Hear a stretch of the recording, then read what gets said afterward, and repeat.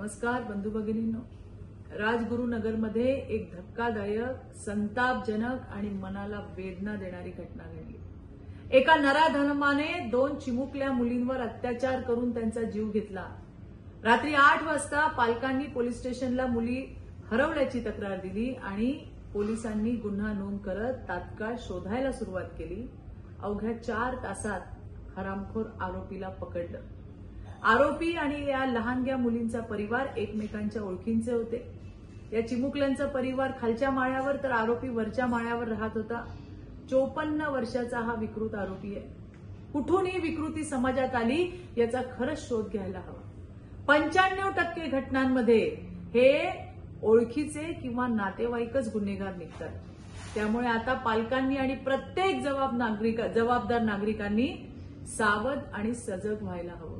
गुन्हा घडण्याआधी गुन्हेगारांच्या नांग्या ठेचून काढल्या पाहिजे। त्यासाठी सगळ्यात आधी आपण सावध राहून योग्य ते पाऊल उचलायला पाहिजे।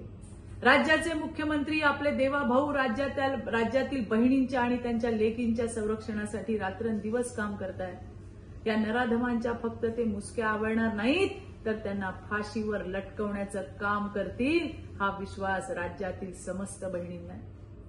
लहानग्या चिमुरड्यांना आम्ही परत आणू शकत नाही, पण या घटनांची पुनरावृत्ती होऊ नये म्हणून आपणही सगळे सजग राहूया। संशयास्पद व्यक्ती बिल्डिंगमध्ये, गल्लीमध्ये, गावामध्ये कुठेही दिसली, संशयास्पद हालचाली आढळल्या तर तात्काळ 112 वर पोलिसांना संपर्क करा। राजगुरुनगरच्या घटनेत चांगले सरकारी वकील देऊन या हरामखोर आरोपीला फाशीवर लटकवल्याशिवाय आम्ही शांत बसणार नाही। धन्यवाद। जय हिंद, जय महाराष्ट्र।